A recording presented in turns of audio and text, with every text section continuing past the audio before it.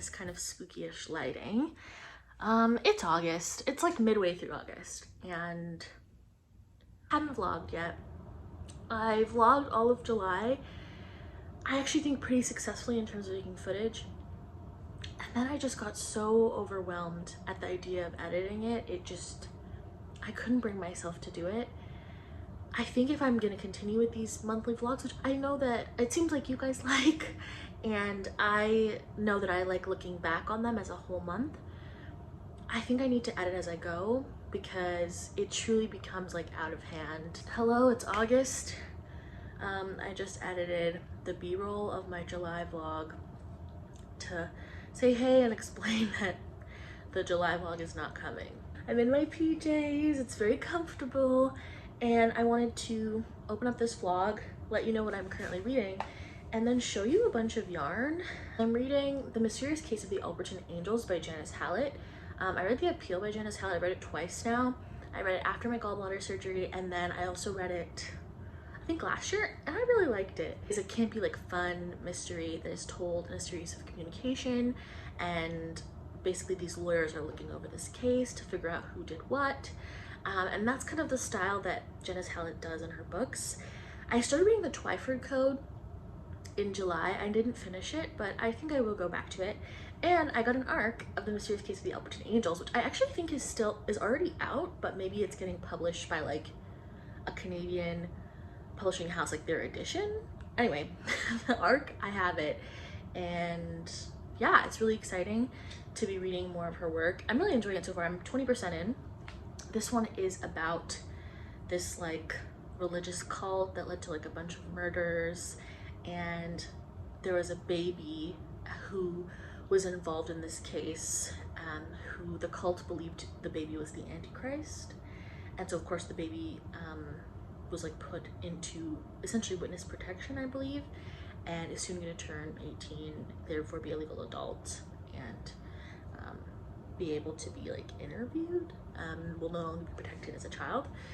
And so this woman, our main character, is like starting to like try and put together a book on this case. I went back into a reading slump. I actually had a really strong streak of reading physical books in like 2 weeks ago, and then I went into a bit of a slump where I just couldn't pick up the right book. Like I would start something and be like, oh, I'm not in the mood for it. So this is really giving me what I want, which is something fun and a little bit silly and not too like heavy on the brain, you know?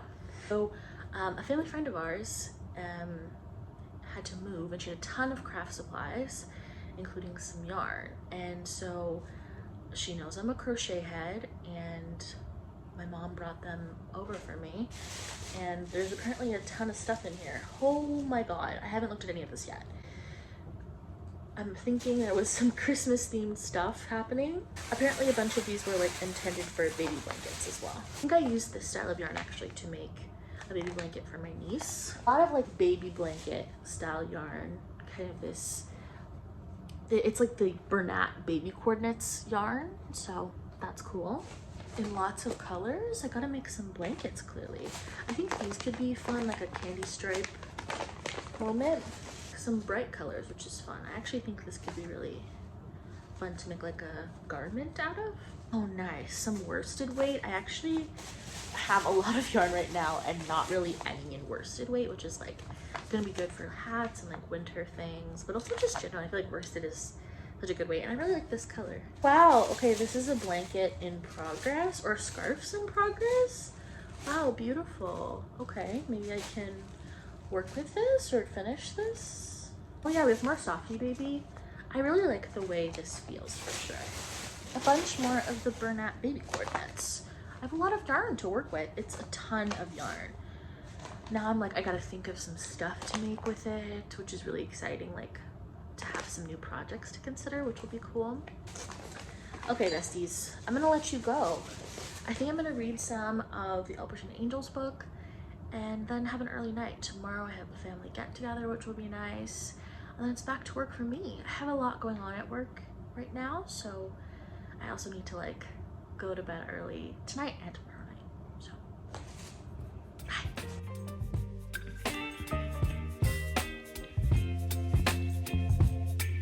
Baby, you give me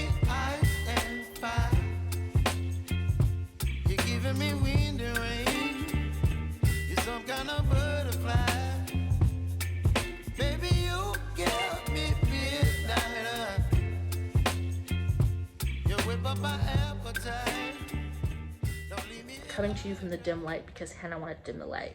Take it up with them, not me. So, update number 1 is I finished River Mumma by Zalika Reed Benta this afternoon.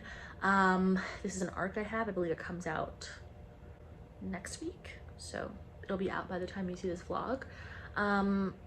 If you've watched some of my older vlogs, I read Frying Plantain by Zalika Reed Benta and I loved it. That one was a story of a young Jamaican Canadian girl who lives here in Toronto, and it was very grounded in it being from Toronto, and it was about lots of stuff, but kind of her relationship with her family and her mother and her loneliness and feelings of confusion around who she is and how she connects to her Jamaican heritage, and also her experience of Jamaicanness as a Jamaican Canadian. I just thought it was lovely. It was told also in like little vignettes, which I really liked. And yeah, I felt so strongly about that one. I loved it for a variety of reasons. And so I was super excited that I got approved for the arc of River Mumma. And I had no idea, frankly, that this was coming out until I was kind of exploring on NetGalley. So I am sad to say that I'm a little bit disappointed in River Mumma. It is still a good book and worth reading. I want to preface with that. I think what happened with this one is it is, I think, really hard to do magical realism just in general. And I think some of the best parts of what I enjoyed of Frying Plantain, which was the character development, we got really into our main character's head in that one and had a lot of internal exploration of how she felt and her thoughts and her identity. Because in this one, the magical realism element helped us explore kind of similar themes of identity, of lineage, of kind of living up to what your ancestors couldn't complete, and fulfilling your legacy, and all of these really awesome themes. There was a lot of similarities. However, I think because of that magical realism element driving the story and that exploration, we ended up focusing more on the plot than the kind of interior thoughts of our main character, and using kind of the plot device of that magical element, we got some development of our main character, but not in as lush detail as in Frying Plantain. And also I felt like they kind of distracted from each other. Like I didn't get enough of the magical realism because of trying to develop the character, and vice versa with the character and the magical realism, you know? So let me give you a little bit of what the book is about. It is about our main character, Alicia. She is a semi-recent graduate from university, and she's kind of disenchanted with adult life. She graduated with an English degree and hasn't been able to get work in her field, which is she wants to be a writer. And some of her more privileged and well-connected classmates have kind of seemingly fallen into their careers with little to no effort. And so she's just feeling frustrated and stuck. She has a part-time job, and she's also seemingly quite lonely because she doesn't have a lot of connections outside of her mom, who she lives with. Again, similar exploration to Frying Plantain. So one day she's on the way home from a party, and she kind of feels drawn to a river near her house, the Humber River, and she comes upon River Mumma, who is a spirit from Jamaican folklore who controls the waters, and River Mumma tasks Alicia with finding her comb, which is one of her sacred items that has been stolen from her by someone who took it from Jamaica and brought it to Canada. And so she gives Alicia this task, and she only has a day to find this comb and return it to River Mumma. And so that's kind of this beginning of this whirlwind journey where, with no leads, Alicia has to find this comb, and it leads her to understand better her life's purpose, her current situation in life, where she belongs in her lineage, and what her ancestors did to make her life possible. It's really lovely in its themes, and I think it explores them in certain ways that are great. I think the moments where we get, without spoiling anything, we get some moments where Alicia feels connected to her family history and gets an understanding of where she comes from. And I think those moments are very, very lovely and my favorite parts, I think, of the magical realism element of this book. However, I think the kind of quest element that she has to go find this thing, and without spoiling, there are things that get in her way on the way. I think because of having to describe these fantastical elements, flesh them out in a very like plotty way to tell us what's happening in a world building way, I feel like those elements could have been fleshed out more so that we could have also gotten more of Alicia's feelings and understandings of herself, as well as the feelings and understandings of the folks that end up coming on this quest with her. And so I felt like because we were focused on building the plot and that magical element, I felt like both character development and the fantastical elements, they both suffered because of all that it was trying to do. This book is also short to me. This is 200, I believe it's 250 pages. I wish this was longer, which I don't typically feel about a lot of books. I think that if Zalika Reed Benta had more space to do both, it would have really amplified this and elevated this. I'd say this is about a 3.5 for me, 4. And I will be reading all of Zalika Reed Benta's work, like I will be. It's just, yeah, it didn't live up to Frank Clanton for me, which is totally fair. I want to give you another update as well. I finished The Mysterious Case of the Alperton Angels as well, which is another arc I was reading. Maybe this is gonna be an arc vlog because I also have 2 other arcs I want to get to before the August is over, so maybe that's what's gonna happen. I really liked this one as well. I had a lot of fun. Janice Hallett's kind of signature of using mixed media was really fun in this one, and it was also elevated a little bit. In her first book, we got mostly email exchanges and text messages and things like that. In this one, we also added on like transcriptions of voice notes because our main character is a journalist, so she does a lot of recording of interviews, whether with consent or without. And then we also got some articles included in there as well. And it's just really fun. It's like such an engaging read and really easy to kind of get lost in. I really like kind of culty religious extremism themes in thrillers. I find it really creepy and scary, so I enjoyed it. I had a fun time.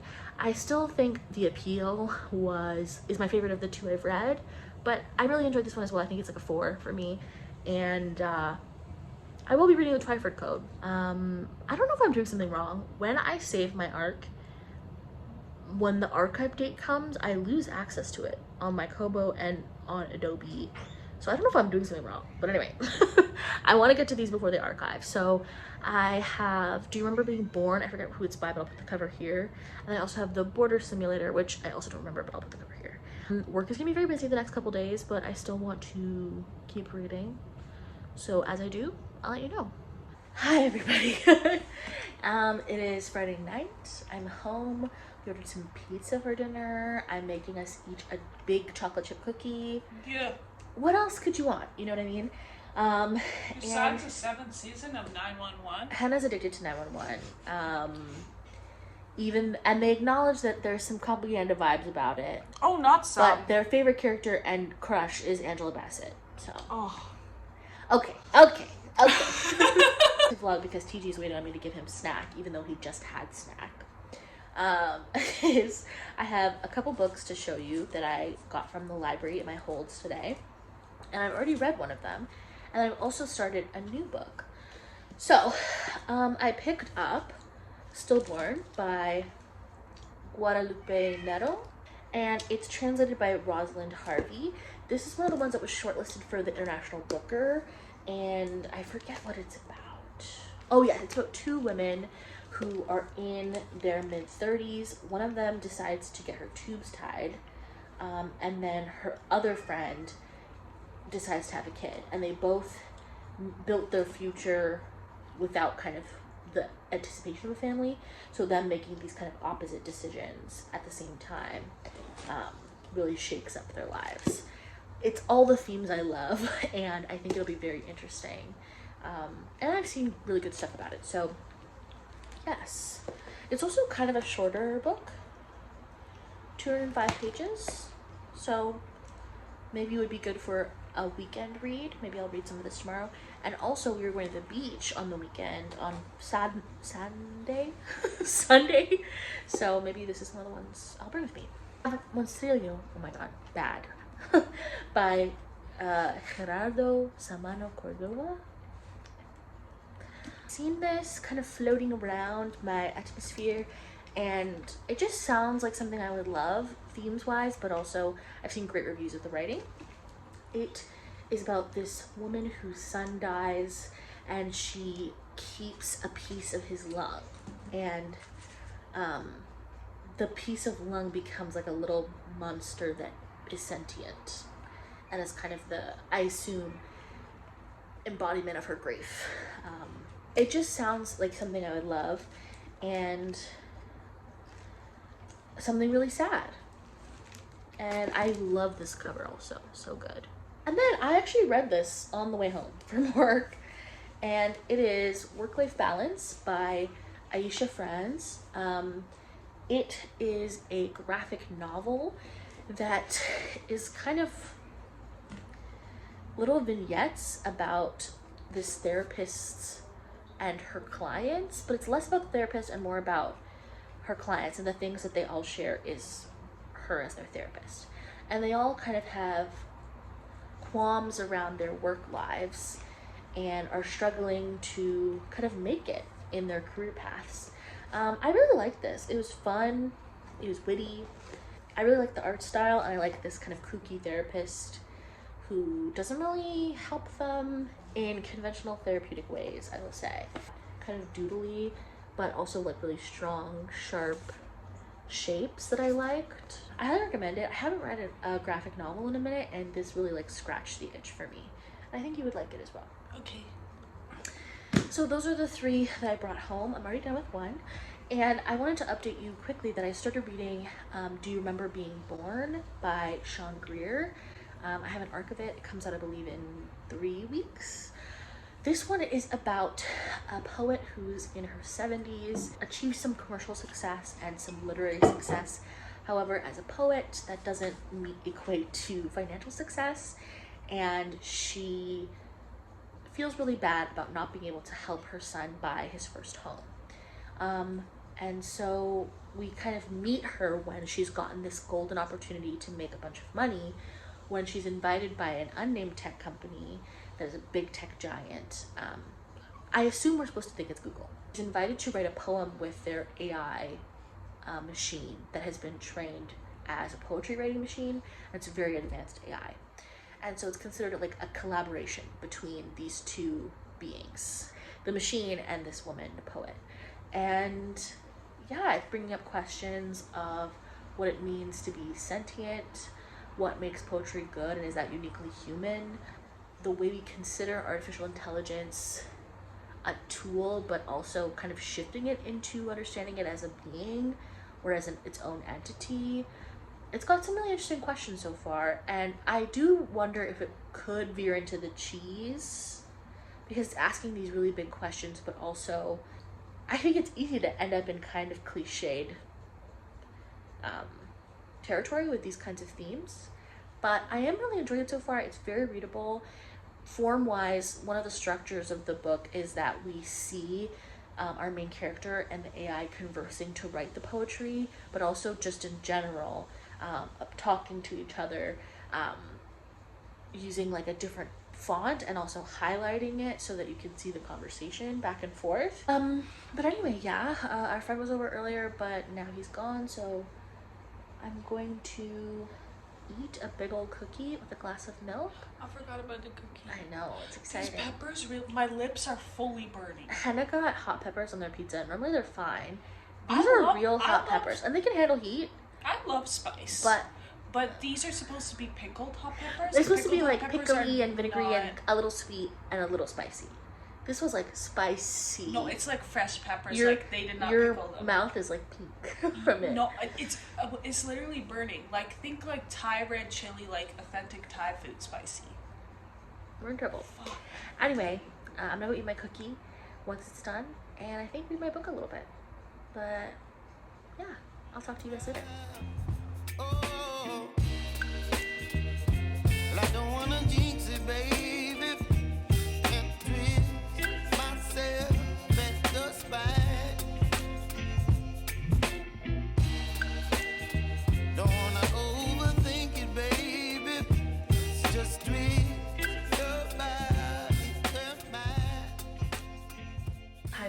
I'm in the den. I was just writing my review of Do You Remember Being Born by Sean Greer. This one really surprised me. I haven't read Sean Greer's other work. I believe that he's won or been nominated for, I believe, the Giller Prize. I don't know. It was in the blurb. I will look it up. But I think I frankly just requested this back when I first got on NetGalley because I liked the cover and the idea of it.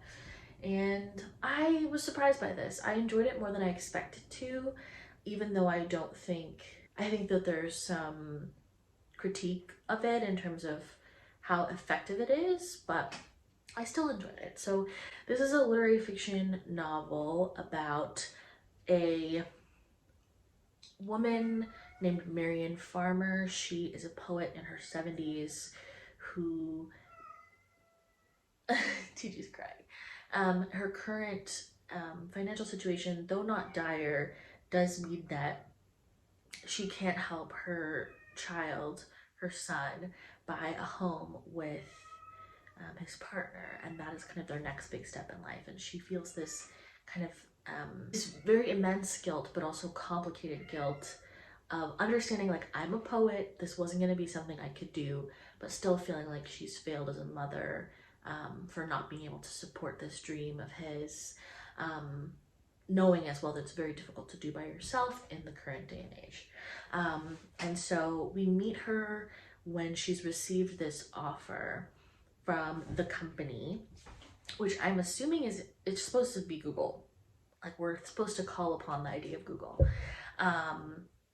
That is basically asking her whether she would be interested in a collaborative poetry writing project with their AI poetry writing bot or machine named Charlotte. And she accepts because she'll be making, I think, like $90,000, something astonishing, for a week's work of writing this long poem with the poetry writing machine. And yeah, we, through the novel, not only get to see her current day, but there are these interesting short chapters between each day of work that offer us her reflections back on her life at different times in her life. So the structure of the book is something that I really enjoyed about it. Like, form-wise, I think it was really smart and made it very engaging to read. So we get this little intro to what's going on, and then the book is separated by each day of work. So Marion will be writing this poem over the span of a week. And so we get her work and thoughts from Monday, then we get a little break for her reflections on the past, or reflections back on the past, and then the next day's work. Which I liked. And then also, because she's conversing with Charlotte, the AI, a change in font, but also highlighting so we can tell who is saying what. I found those kind of visual and form elements really made it like a pleasurable experience in that way. I found myself noticing that I was really enjoying kind of those different elements. You know, I like poetry. If you've been around for a little bit, I do love poetry. And so I was already like excited to see how the poetry element of the book would come across, and I found that really interesting because, yes, Marion is supposed to write poetry with the bot. I keep calling it a bot, with Charlotte, but they kind of end up talking to each other and conversing a little bit more. And there's a tenderness, a vulnerability, almost a childlikeness to Charlotte in her approach. She's extremely imaginative because the bounds of her are limitless. And so what she writes back to Marion and their poetry and conversation is really interesting. And then also the book is about her reflecting on choosing to be a poet, her complicated relationship with her mother and their kind of codependent dynamic, her relationship to her son, and how becoming a mother felt because of having to put something before her work. And there were a lot of interesting exploratory moments in those hindsight chapters that surprised me. I didn't think we were going to go into the reflections around being a mother, being a daughter, choosing to put your art above everything else, failing at being a good mother, and also what onus we have on making sure the kids that we raise become good people. I actually found that I wish we got more of Charlotte and Marianne's interaction, so her conversation with the AI, the poetry writing process with the AI, because I felt like the contrast between her relationship, her friendship, even her mother-daughter relationship with the AI would have really made those human relationships pop a bit more, having like a starker contrast despite their similarities. I also found that some of the like surrounding relationships around Charlotte that were not as deep, like her people that she meets at the company, etc., felt a little bit, throwaway is the wrong word, but like they needed either to be less consequential or more consequential, like they needed a little more juice in either direction to hold attention. And this like central conflict she has of not feeling able to support her son, we understand a bit more why I think she feels the way she does, but I think the hollowness of that relationship dynamic, and that she feels this guilt of not being able to help him buy a house, like instead of like feeling like, ooh, mystery, there's something there, it truly at the beginning made the whole problem of the novel seem pretty hollow. And so I was like, I'm having a fun time with the writing is lush and the poetry is interesting and the concept is good, but the like central conflict of a woman who wants to pay for her son to buy a house, I was like, girl, why do I care? Like, does this matter that much materially? Do you know what I mean? Like, why? Do you know? It was like a strange issue to make the primary issue of her life at the time, but I enjoyed it. I think it was a really lovely read. I loved the writing. She came across as very effortlessly a poet as a character, despite struggling to write poetry at times. Her voice is the voice of a poet, and I thought that was really interesting. I also saw in the endnotes of the book that some of the work in the book was written using a poetry AI, which I think is very interesting and smart to lend authenticity to that dynamic in the book. And so yeah, I think it's definitely still worth reading. To me, I think it's like a 3.5, maybe a 4. But I'd say close to a 3.5. I also started 19 Claws and a Blackbird, I believe, by Augustina Basarica this morning on the balcony. I had to get up and go to an appointment, which was good. I'm glad I did, but every time I've been having physio every Saturday, and it's good for me. But when I wake up and I have to go, I'm like, oh my God, I'd rather do anything than go. And then after I'm like, wow, I have this long day ahead of me. I didn't sleep in so much. So it's good. I have to think of future me, you know? But yes, I went and got us a nice little Saturday treat. This is a lychee Americano. It's so good. Yes, so I got us that treat and then started the stories. They're quite short. I don't know a lot about like short story form, but I like wonder if this would fall under flash fiction. I read Vanita Blackburn's collection. I forget the name, but the cover is vivid in my mind. I'll put it here. And I know her writing is considered flash fiction, where it's like very short, snappy little little stories. Some of these are really short and snappy. And it's got that same tension of like repulsive imagery or ideas, like repugnant themes. The vibes are bad in the stories. They have like absurd situations or disgusting situations or ideas or bodies. And it's just got that tension of the repulsive and the horrific. and its reflection to our true world, and how repulsive and strange and odd it is, with these like kind of dry, dark, humorous moments. So I'm enjoying it. I read the first 3 stories and I was like, whoa, whoa, whoa, you're going too fast. And I was like, let me just gobble these up, to be honest. Like, it truly is like the perfect Saturday morning treat to just read a bunch of really gross, dark stories in a row. Yeah, I read a few arcs in a row. I think it's time to pause on the arcs for a minute. And yeah, I'm gonna keep reading the short story collection. You give me ice and fire. You're giving me wind and rain. You're some kind of butterfly. Baby, you give me. Hi friends, another clip from this shot. I know, this is where I sit and this is where I talk to you. I can't stop, and I'm so sorry if you're bored with this background. Trust me, I will try to move you around more and also take more b-roll, because I haven't been taking much b-roll lately. However, I have been reading. Firstly, I read a whole book today.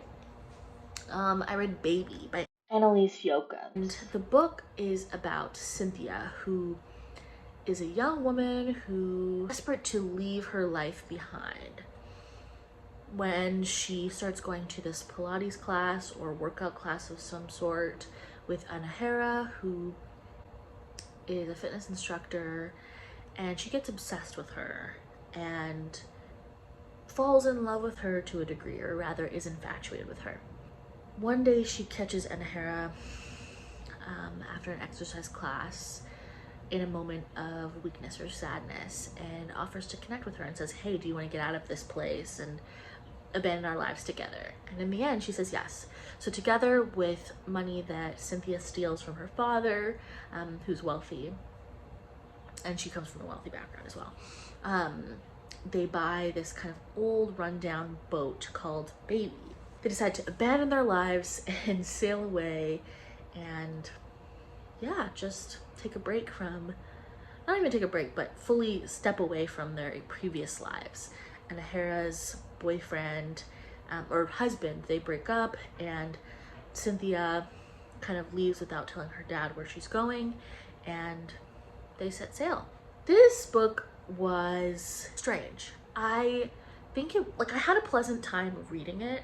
However, I don't know how I would even recommend it, or if I would, because it is a book about starting fresh and how you can't run away from everything, and projecting your dreams onto a person, and how that will kind of inevitably lead to them falling from the pedestal you place them on in your mind, and about understanding love as a way of filling the void, unrequited love, and what that can do to you. The writing was enjoyable. It's a little bit absurd, a little bit strange. We're in Cynthia's mind, and she's kind of a flighty, really privileged character who kind of doesn't understand how life works because of how she's grown up, but also she seems to be like in the clouds herself, even beyond that. And so she's like interesting to read from, and she's a bit, she's just an oddball character, and the story itself is quite absurd. But I feel like we don't get anywhere with that, even in the thematic exploration. I feel like we were stalling partway through, where the story had the chance to develop, and it develops in a direction that to me is like completely illogical, but does not fall in line with kind of the absurdist tone that we were setting. And I don't know, I just felt a little bit like, oh, okay, when it was done, you know? I thought we were going somewhere. I felt like tension was building, but like never turned into anything. Or when it did, it was a little bit underwhelming. So I don't know, I feel so about it. I also finished, I don't know if I've talked to you about this yet, but 19 Claws and a Blackbird by Agustina Bastarrica, and I enjoyed it. I think that it was kind of a middle of the road short story collection for me. There were some really vibrant moments in it. A couple of the stories really stuck out to me. There's one about a woman who's in a taxi and she's thinking about her driver and the fact that he could maybe like abduct her. That one I was like, girl. There's some that are like very like made my stomach twist, and then I was stressed for the characters involved. But some of them I felt were stronger than others, and that's the case with short story collections. However, what stands out again is that like fascination with the disgusting, with the repulsive, and kind of making a joke out of the repugnant things that show up in our everyday lives, and kind of turning them on their head. And I really like what Basaria does with that, so I enjoyed it, and I look forward to whatever comes next in terms of the works of hers that are translated. And yeah, if you want a little nasty moment, I read this over, I believe, one day. Did I finish it all in one day? I think I almost completed it in one day over the weekend. And yeah, it's the perfect little nasty treat. Those are my reading updates. I'm gonna try and take more b-roll so you know what's going on with me. I didn't take any footage of the beach, but that's because I was having beautiful family time. And the actor is trans. Love that. You know what? I guess I have to watch this. Yeah, that's what's up. I will talk to you later. You whip up my appetite. Don't leave me here high and dry. Oh. Morning, besties. My son knocked a plant off the shelf, so I heard a noise. I'm like, what's that noise? Come out, a little cute succulent that's his favorite to harass is all over the floor. He's chomping. So I got up, I cleaned that up. And I've been kind of deciding whether I'm gonna go back to sleep. I really should go back to sleep. And I think I will kind of go for a mid-morning nap because I've been sick for a few days. It wasn't showing up as COVID, and honestly the symptoms don't fully match COVID. I'm still feeling poorly, but a lot better than the day before, which is good. I read an arc. I read Excavations by Hannah Mitchell. That one I think is already out. It is a book about a woman named Say, who is a stay-at-home mom taking care of two sons. Her husband disappears in the wake of this tragic collapse of a very famous building that is built and I believe run by a huge conglomerate called the Tehan Group. And he was involved in working on it as well.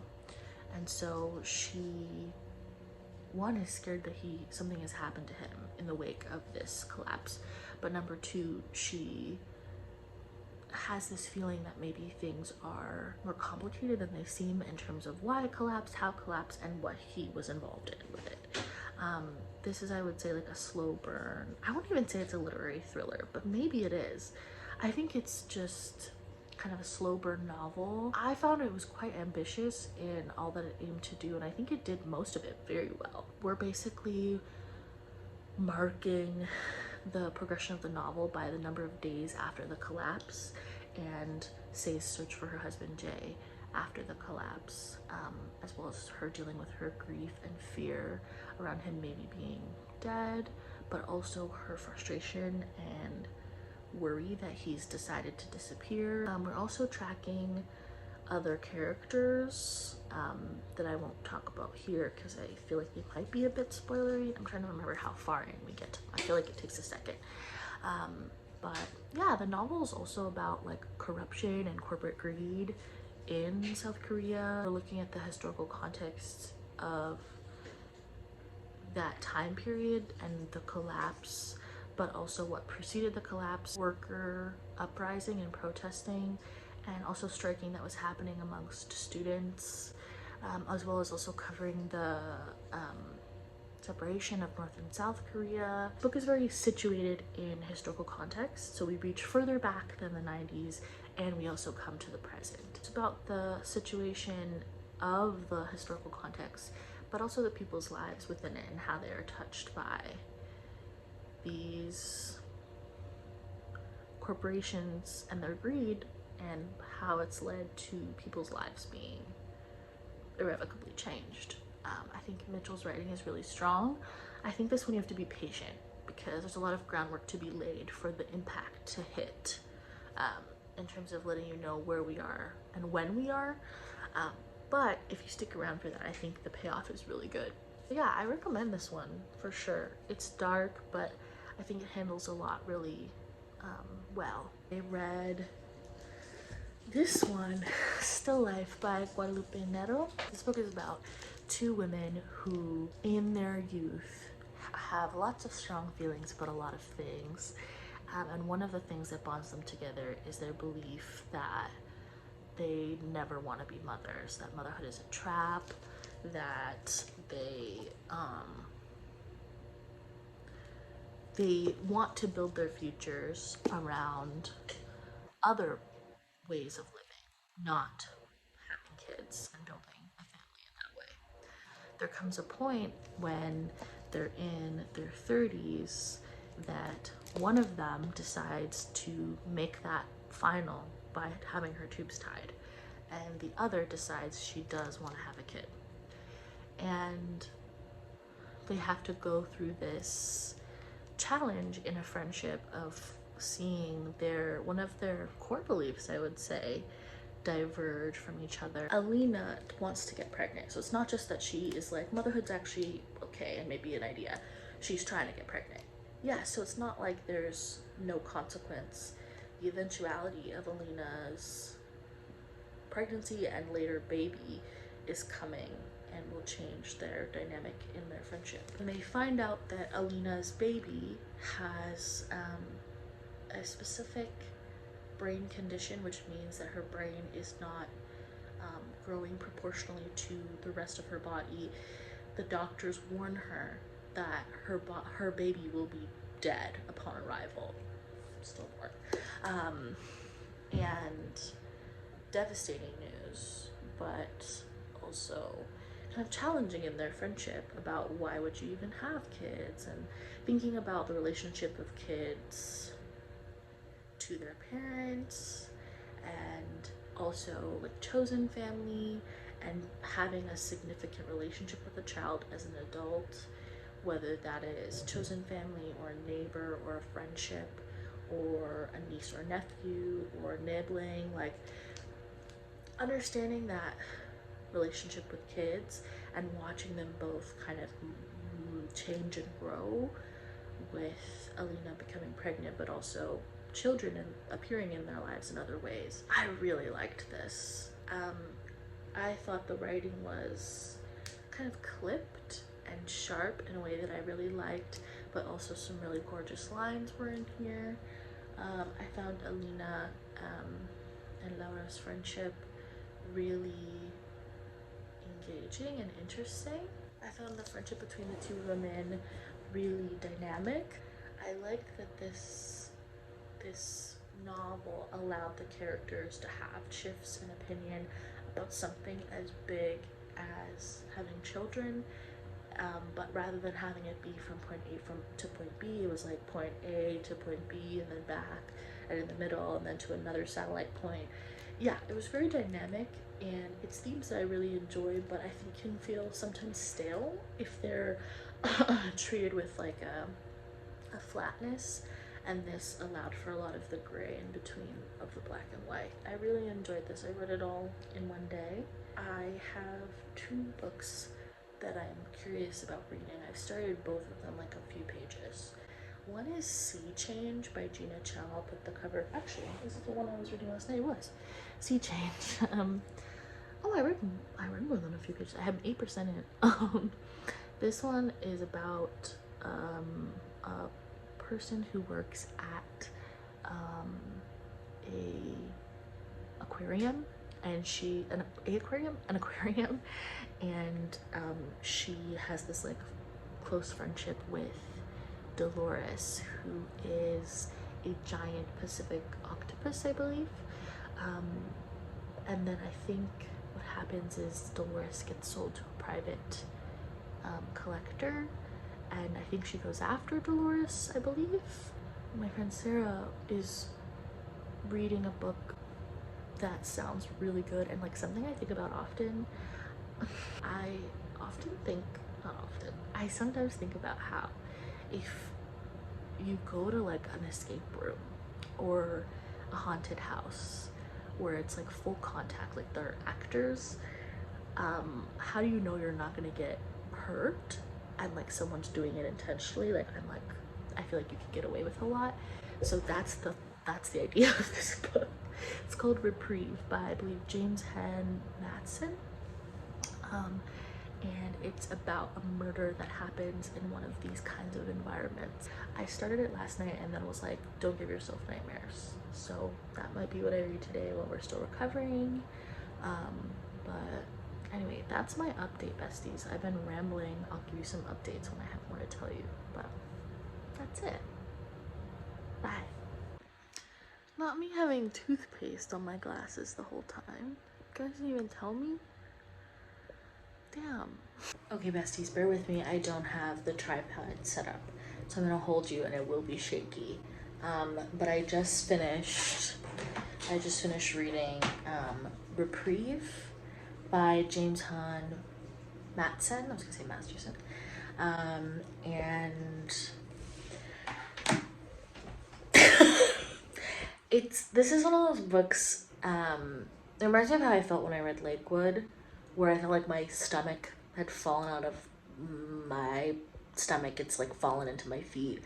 I feel horrible.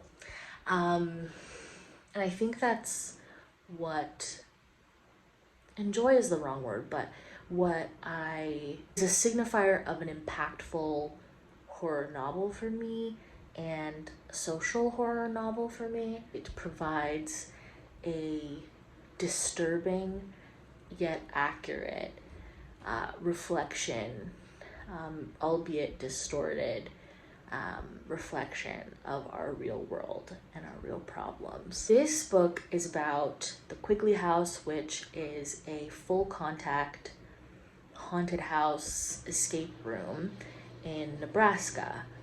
And the novel follows a bunch of characters and how they are tied to this house. The house is like not a main feature in a way that I think is important to highlight. But the novel is very much still worth your time, despite it not being a haunted house novel. Okay, so bear with me on that. This novel follows a collection of characters and how they end up interacting with Quigley House. And we have an understanding that something very bad happened at this house, despite it already having kind of like a horrific, like, you expect horrors from there, but something that is like real world bad, not orchestrated for the pleasure of it bad. And I don't want to say much else. I think it's good not knowing too much going into it. But what I'll say about the book is that it shows me and reminds me in a way that feels particularly potent, especially after reading The Skin We're In by Desmond Cole. The absolute arbitrary absurdity of racism, and specifically like violence rooted in anti-blackness and in white supremacy, because it is such there's like a randomness to it, in that the only guarantee we have is that in the case of the violence that comes from those situations, racist and anti-black violence, the only guarantee is that it will harm Black people. Everything else doesn't matter. And anything else could lead to it.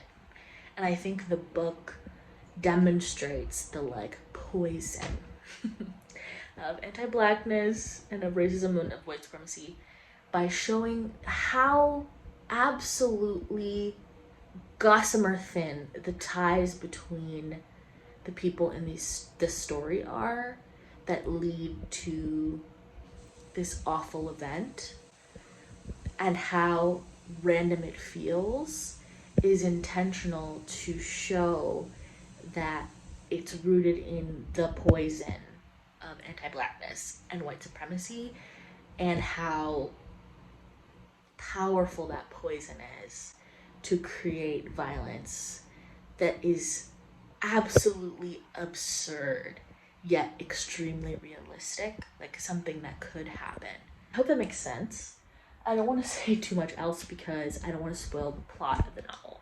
I will say that this is an extremely effective social horror because I like feel sick. Yeah, I just like feel sick to my stomach. So if you want to feel bad, I saw some TikToks about social horror a couple days ago and I was like, that's what I like. That's what I want to see. Distortions of our real world that are talking about why it is absolutely horrifying to be a person in our current existence. If you want to read that, then read this. And my God, please look for the trigger warnings for this one, the content warnings. Extremely, there's lots to be warned about in here. Okay, bye. Hi besties. I just wanted to come on and close out the August vlog. It's September now. Thank you for watching the August vlog. I hope you enjoyed it. I also edited it on my computer. I've been editing on my phone pretty much this whole time because my old computer could not handle this. We finally bought a new computer for us and it has been so nice. So I think it'll be easier just in general making videos with the edit being not on my phone and not so annoying. That's what's up. Thank you for being here. I'll see you in September and I hope you're keeping safe, keeping well. And I'll talk to you really soon. Bye besties.